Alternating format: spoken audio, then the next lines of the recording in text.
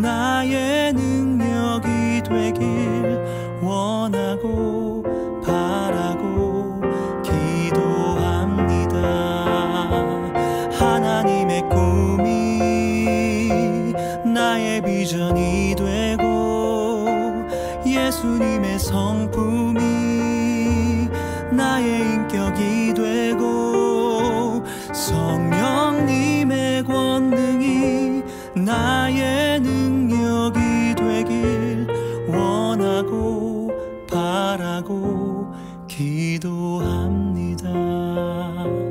원하고 바라고 기도합니다.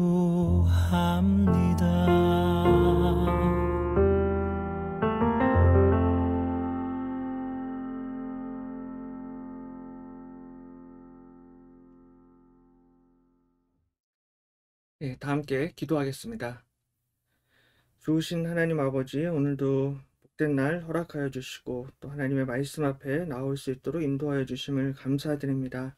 이 시간 말씀과 기도를 통하여서 하나님의 성령으로 충만해지는 복된 시간이 되게 해 주시옵소서. 감사드리며 예수님의 이름으로 간절히 기도드립니다. 아멘. 예, 오늘 하나님의 말씀은 미가서 3장 5절에서 8절까지 말씀입니다. 미가서 3장 5절에서 8절입니다. 제가 읽겠습니다. 내 백성을 유혹하는 선지자들은 이에 물 것이 있으면 평강을 외치나 그 입에 무엇을 채워주지 아니하는 자에게는 전쟁을 준비하는도다. 이런 선지자에 대하여 여호와께서 이르시되 그러므로 너희가 밤을 만나리니 이상을 보지 못할 것이요 어둠을 만나리니 점치지 못하리라 하셨나니 이 선지자 위에는 해가 져서 낮이 캄캄할 것이라. 선견자가 부끄러워하며 술객이 수치를 당하여 다 입술을 가릴 것은 하나님이 응답하지 아니하심이거니와 오직 나는 여호와의 영으로 말미암아 능력과 정의와 용기로 충만해져서 야곱의 허물과 이스라엘의 죄를 그들에게 보이리라. 아멘.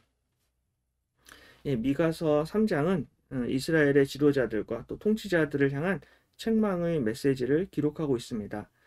구체적으로는 이스라엘의 정치 지도자들, 경제 지도자들, 그리고 제사장, 선지자와 같은 종교 지도자들을 책망합니다. 이들의 근본적인 문제는 그들이 정의를 알지 못하고 정의를 행하지 않는다라는 것입니다.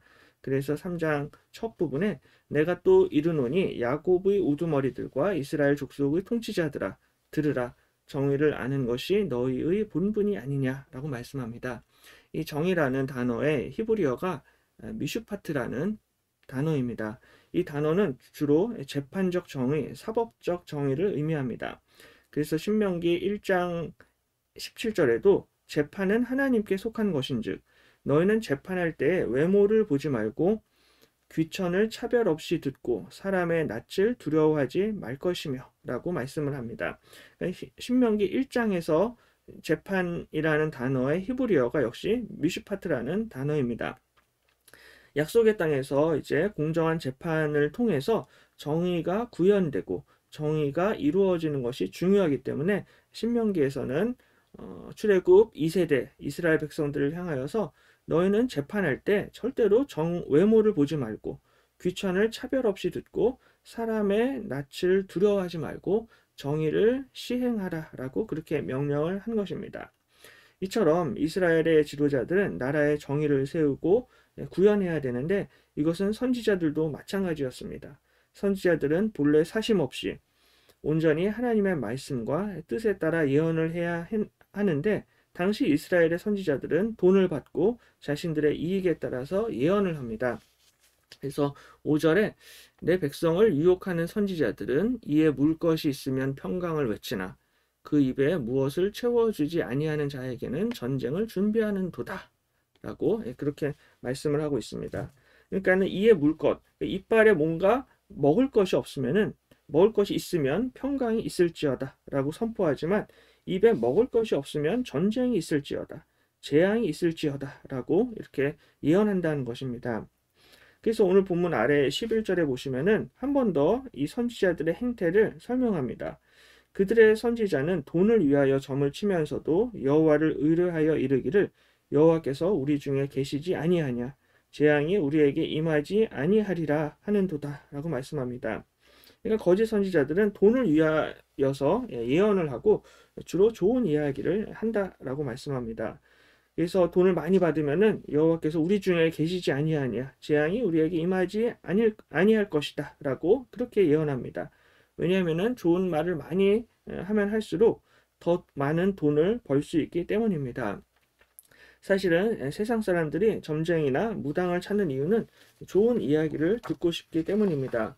뭔가 긍정적인 이야기를 들으면은 기분이 좋아지고 그래서 복채가 아깝지를 않습니다. 혹시나 또 점쟁이가 또 당신 얼굴에 마가 꼈어. 당신 집에 화가 있을 거야. 라고 이야기를 한다 해도 이제 거기서 끝나는 게 아니라 반드시 이 화를 피할 수 있는 부적을 판매합니다. 아니면은 뭐 비싼 굿을 하자고 그렇게 꼬드깁니다. 그래서 사람들은 이 화를 복으로 바꾸기 위해서 좋은 이야기를 듣기 위해서 결국에는 부적을 사고 점쟁이와 무당을 찾아가는 것이죠. 근데 거짓 선지자들이 바로 이와 똑같은 일을 하였습니다. 돈을 받고 여호와께서 우리 중에 계시지 아니하냐 재앙이 우리에게 임하지 아니할 것이다 라고 이렇게 거짓 예언을 하고 있습니다. 이와 같이 거짓 선지자들이 위로의 메시지를 전하고 좋은 말을 하는 것 같지만 사실은 이에 물 것, 먹을 것, 돈을 노리고 있었다라는 것이죠. 그래서 이에 물 것이라는 것은 바로 백성들의 살과 뼈를 의미합니다. 오늘 본문 앞에 2절에 너희가 선을 미워하고 악을 기뻐하여 내 백성의 가죽을 벗기고 그 뼈에서 살을 뜯어 그들의 살을 먹으며 그 가죽을 벗기며 그 뼈를 꺾어 다지기를 냄비와 솥 가운데에 담을 고기처럼 하는도다 라고 굉장히 리얼하게 미가 선지자가 묘사합니다. 이스라엘의 선지자들과 지도자들이 백성의 가죽을 벗기고 그 뼈에서 살을 뜯어내 먹습니다. 그리고 그 살을 먹는데 그냥 대충 먹는 것이 아니라 가죽을 벗기고 뼈를 꺾어서 그걸 또 다져가지고 냄비와 솥 가운데에 담을 고기처럼 먹는다라고 묘사하고 있습니다. 이 이스라엘 사람들도 한국 사람들처럼 고기를 먹을 때 굉장히 철저하게 알뜰하게 먹었다라는 것을 알 수가 있습니다.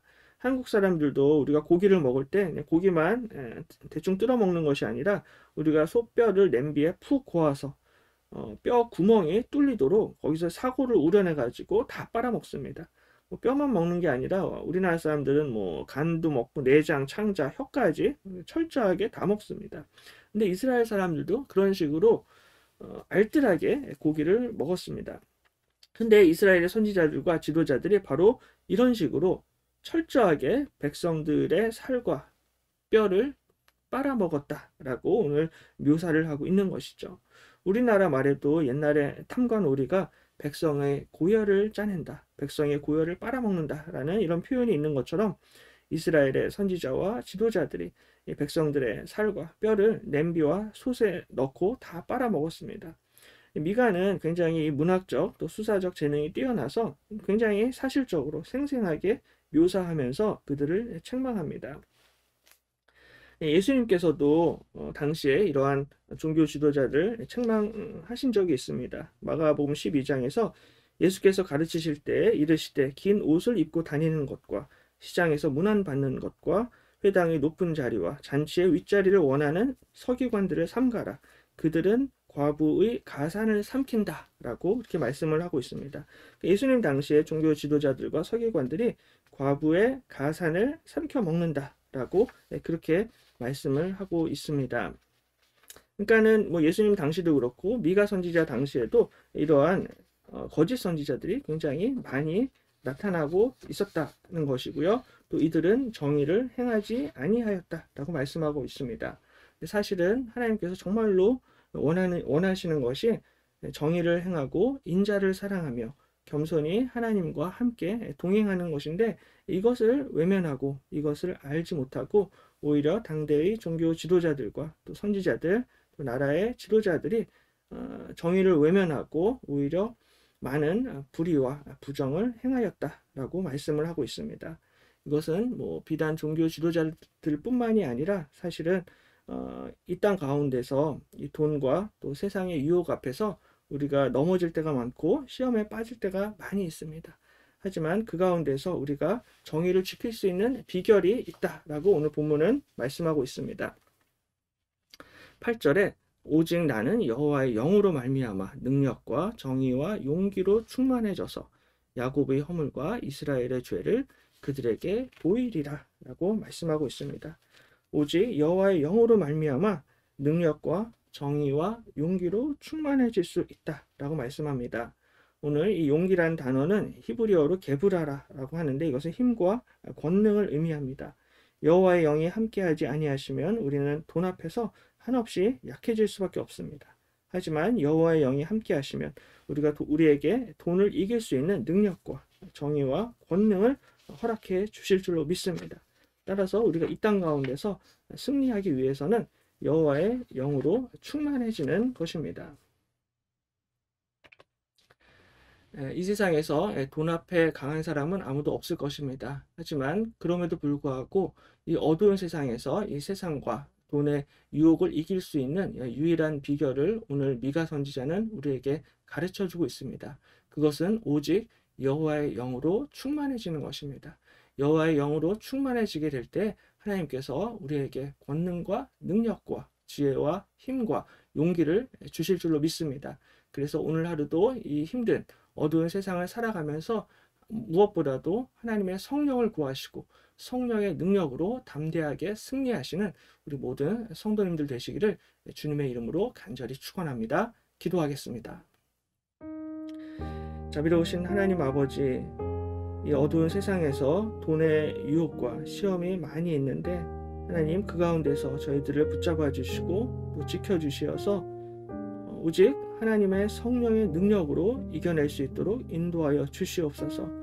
주의 성령으로 충만하여져서 하나님께서 주시는 지혜와 능력과 힘과 용기로 오늘 하루도 승리할 수 있도록 도와주시옵소서. 감사드리며 예수님의 이름으로 간절히 기도드립니다. 아멘. 이 시간 우리 말씀 생각하면서 함께 같이 기도하도록 하겠습니다.